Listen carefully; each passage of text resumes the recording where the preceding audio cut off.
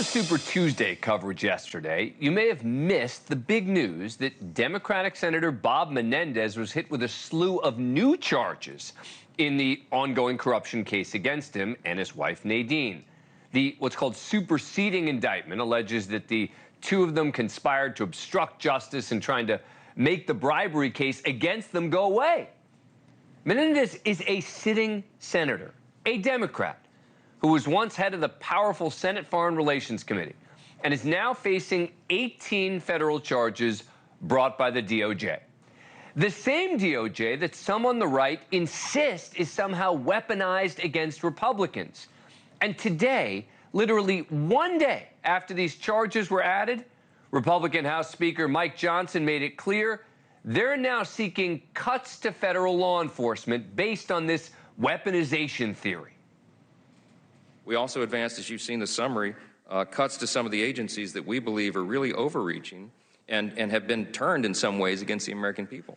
We're going to cut 3% from DOJ, 7% from the ATF, 6% from the FBI, and 10% from the EPA. And that's just a start. Just a start on effectively defunding the police because they claim the DOJ is out to get them.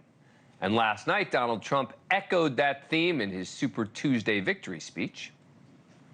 And now we have a very divided country. We have a country that a political person uses weaponization against his political opponent. Never happened here. It happens in other countries, but they're third world countries. And in some ways, we're a third world country. Can you imagine what they would be saying with the same facts if Menendez was a Republican? And to be clear, this is not a defense of Menendez. It's a defense of law enforcement. His facing a host of new charges is not just a one-off. As we've discussed before, numerous notable Democrats have been indicted and or prosecuted by the feds under Biden. Former Democratic Congressman T.J. Cox of California, Karen Carter Peterson, former head of the Louisiana Democratic Party, former Tallahassee mayor and Florida gubernatorial candidate Andrew Gillum, all charged with fraud, at least two of the three of them claiming it's all political.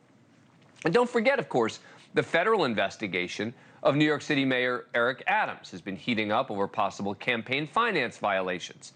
Just days ago, the FBI conducting a raid on two properties owned by one of his top aides as part of that investigation. And then, of course, there's squad member Cori Bush. She's also being investigated for possibly mishandling of campaign funds for paying almost $500,000 for private security, including $60,000 to her own husband. And the largest single bribery bust in the history of the Justice Department came last month in liberal New York City, with 70 current and former housing authority employees accused in a massive corruption probe. And then, of course, there's the prosecution of the president's own son, Hunter Biden. Just ask yourself whether that would be permitted if the shoe was on the other foot. But you see, focusing on all of this that might throw a wrench into the narrative that the DOJ is just out to get Republicans. An argument that just seems more far-fetched by the week as prominent Democrats continue to get busted by an FBI which is supposedly doing their bidding. On Meet the Press a few months ago, NBC's Kristen Welker challenged now outgoing RNC chair Ronna McDaniel about it. Doesn't that undercut the argument that there's a two-tiered system of justice? Democrats are being indicted, investigated as well. How can you guys continue to make that argument? I think when you look at what's happened with the Biden family and what's been uncovered since we've taken the House. Well, Hunter Biden's been indicted too. But more than that. I mean, when you see $20 million go to 10 different family members through different LLCs from foreign companies, it's really concerning. I always think if this were Donald Trump Jr. getting that money, there'd be a big issue. She brings up Donald Trump, right, Don Jr. And, of course, she conveniently neglects to mention the $2 billion in questionable loans from the Saudis to Jared Kushner, or the quickly approved patents for Ivanka Trump from the Chinese, or the revenue from the diplomats at the hotel, et cetera, et cetera. Now, McDaniel's the one who brought it back to Trump, if you're asking. So if you're going to go there, then go there. But I would think we could all agree that if the DOJ was weaponized against its political opponents, right, it would be bad, it would be wrong, it would be downright dangerous. We can all agree on that, right? Well, maybe not. Weaponize the Justice Department, they weaponize the FBI. Would you do the same if you're reelected? If they do this, they've already done it, but if they want to follow through on this, yeah, it could certainly happen in reverse. It could certainly happen in reverse. What they've done is they've released the genie out of the box. They have done something that allows the next party. I mean, if I happen to be president and I see somebody who's doing well and beating me very badly, I say, go down and indict them. The claims of bias have mostly centered right on the FBI. And the Republican FBI Director, Christopher Wray, hasn't just addressed these criticisms, he's almost mocked them.